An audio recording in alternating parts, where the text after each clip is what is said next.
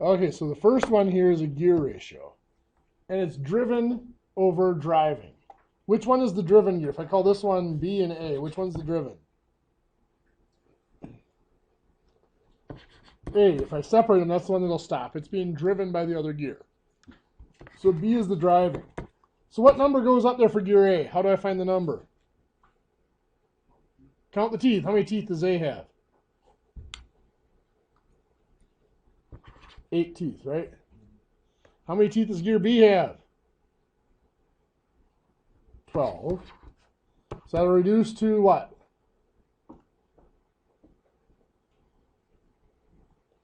Both 8 and 12 can be divided by 4 to give me a 2 to 3 gear ratio. So that is the ratio of the teeth from one gear to the next. It's also the ratio of the diameters of the gears.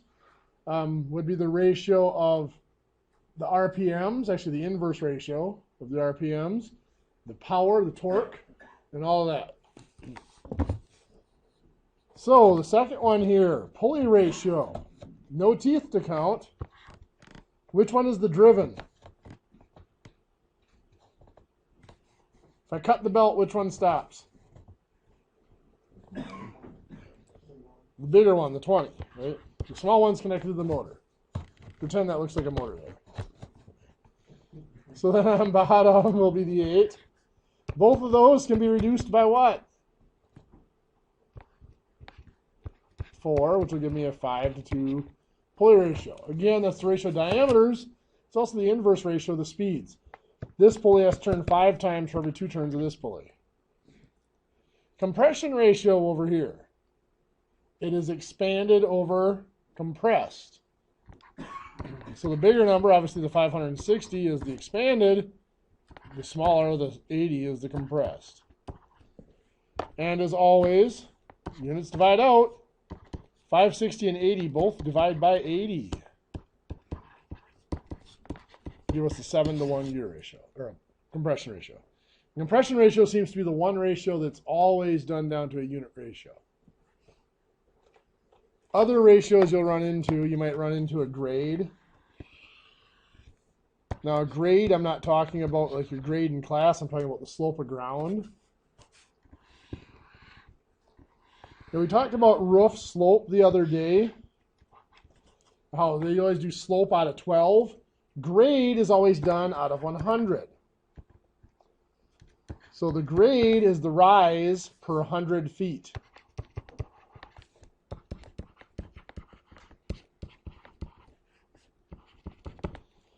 So let's say that this rise is 8 feet and 100 feet. That would be an 8 out of 100 grade, or what they call an 8% grade.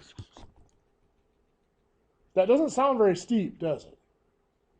But if you go over by St. Croix Falls, anybody driven Highway 8 over by St. Croix Falls there, going down the hill, can anybody tell me what grade that is? Like that's a 7. Yeah. Yeah, I don't think they're allowed to go over 10. And even that, not on a main road, they're not allowed to go over 8 on a freeway.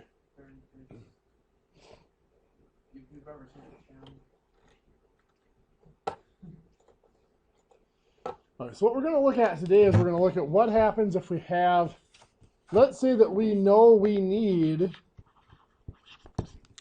a 3 to 5 gear ratio. In order to get the speed that we need on what we're trying to operate, the gear ratio has to be 3 teeth on the driven gear for every 5 teeth on the driving gear. So let's say our motor has a 30-tooth pulley on it, or 30-tooth gear on it. How many teeth do we need in the other gear? Well, this is a 3 to 5 ratio. Where does the 30 go, with the 5 or the 3? Well, which one represents the gear that's on the motor? 5. Because the motor is going to be the driving gear. It's going to force the other gear to turn. It goes on bottom. So the 30 teeth, since it's on the motor, also goes on bottom. Now, going back to our work with percents, how do we find a missing number in a proportion like this? Cross, multiply, and divide. So 3 times 30 is 90. Divide by 5. is 18. So we need 18 teeth in that other gear to get that proper gear ratio. Again, that could be for the proper speed, proper torque, or whatever that we need for operation. By the way, a big gear turning a small gear like this is a loss of power, gain of speed. A small gear turning a big gear is a loss of speed, gain of power. Same with pulleys. Well, let's say that you need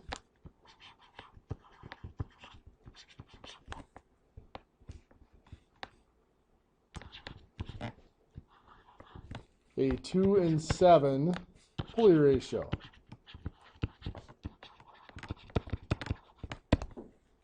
And you have, again, the motor has a 4-inch pulley.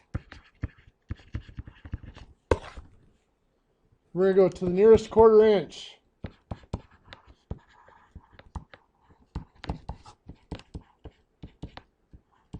Find the size of the other pulley needed. So 2 and 7, which one of those represents the motor, the 2 or the 7? 7, so the 4 is going to go on bottom. We will cross multiply and divide. 2 times 4 is 8. Divided by 7 is 1.142857143, approximately, inches. Now we said to the nearest 1/4 inch. How do we turn that into a 1/4 inch? Well, there's going to be 1 inch. Take the decimal. What are we going to do with that? Well, we put it over 1, and then we want the denominator to be a 1/4, so we're going to multiply by 4 on top and bottom. So this is 1. This is going to give us, 4 down here. This is going to give us 0.5714286 approximately. So what's that tell us? We're between 0 and 1/4. We're closer to 1. We're past 0.5, so we're at 1/4. So that's 1 and 1/4 inch pulley is the closest we're probably going to be able to come. Slightly closer to 1 and 1/8 if you got pulleys down to the 1/8 inch, but a lot of times you don't.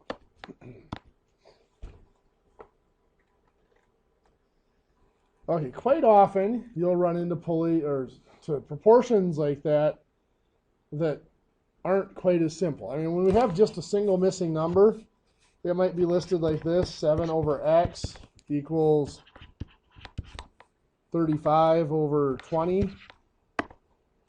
To find x, all we have to do is that cross multiply and divide. 7 times 20 divided by 35, which is going to give us x equals 4. But what if it looks like this?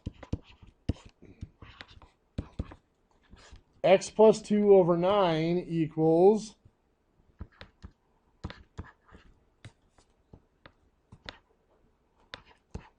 55 over 45. Well, this is where those equations that we worked on before come into play. 2 ways we can handle this. 1, we can just cross multiply in both directions and set them equal. Technically, if I multiply this way, 9 times 55 is 495. And if I multiply this way, which is 45 times x plus 2, and I'm just going to write it out like that, those 2 cross products have to be equal. So 45 times x plus 2 has to equal 495. So what are we going to do next there? Yeah, we see the parentheses, so we got to multiply the parentheses by the 45. 45 times x is 45x. 40 times 2, 90. Equals 495. Then what? Subtract 90. 45x equals 405, and then divide by 45, x equals 9. Or we might have something like this.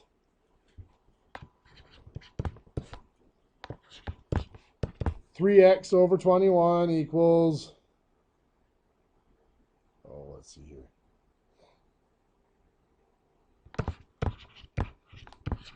$25 over 35. Same type of thing is going to happen. We're going to cross multiply. Here we've got 21 times 25, which is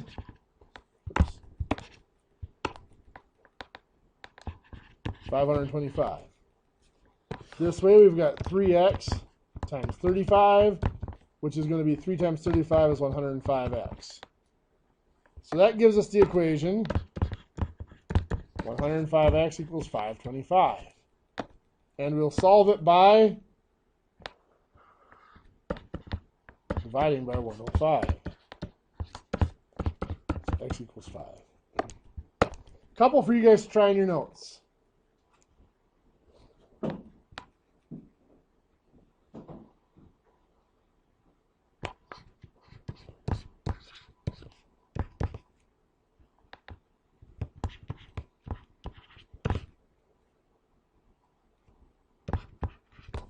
Try that one and this one.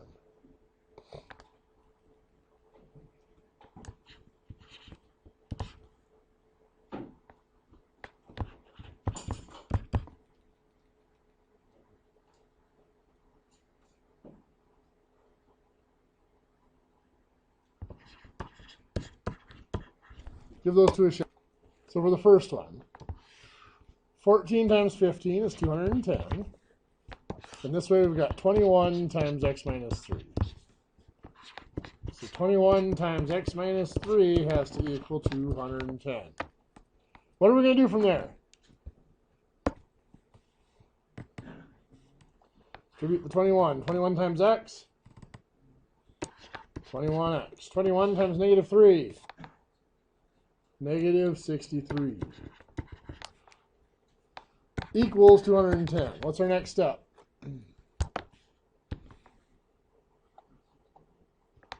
Add 63. So 21x equals 273. And then divide by 21. So x equals 13. Good deal. For this one, 12 times 35 is 420. 5x times 28 is 5x times 28. Or 5 times 20 is 140, so 140x. So that one becomes 140x equals 420. And then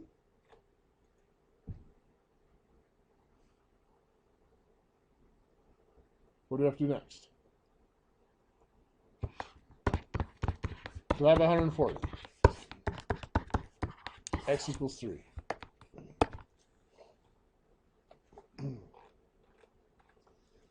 One for you guys to try. See if you guys can figure. Anybody have any ideas? Okay, so we're going to do 4 times 9 is 36. X times x is x squared. So x squared equals 36. We solve it by square rooting. So x does equal 6 or negative 6. Would have worked. Any questions? Okay. Now, everything we've looked at so far are for things that we call proportional. Proportional means that we have one ratio, we'll call it ratio 1, equals ratio 2. And in the second half of class, we'll talk about this as what we call a direct relationship.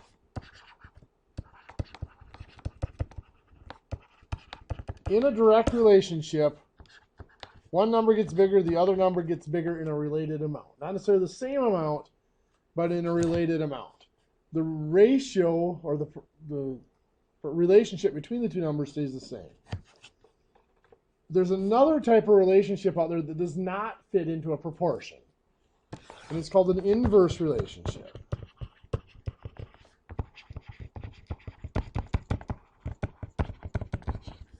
And an inverse relationship is what we, instead of being a constant ratio, which a proportion is,